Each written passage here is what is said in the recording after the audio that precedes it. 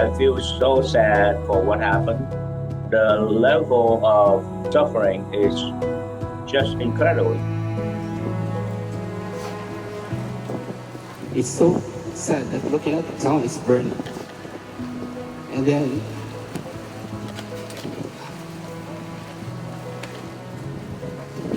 I can even get contact with my family. We don't know what is happening. So in the morning, we heard already that all houses around our neighborhood was turned into ashes. It's so sad. The stories were it's heartbreaking. And I just felt like I needed to be here. Because what families do is families take care of each other.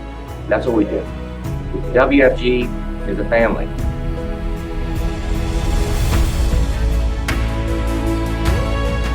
We want you to know that we're here for you, that we do care. And the WFG family and the broader Trans-America Aegon family are here to do what families do. Families take care of each other. Families show up. We're here today on the outskirts of Lahaina, where the wildfire devastated the town about a week and a half ago.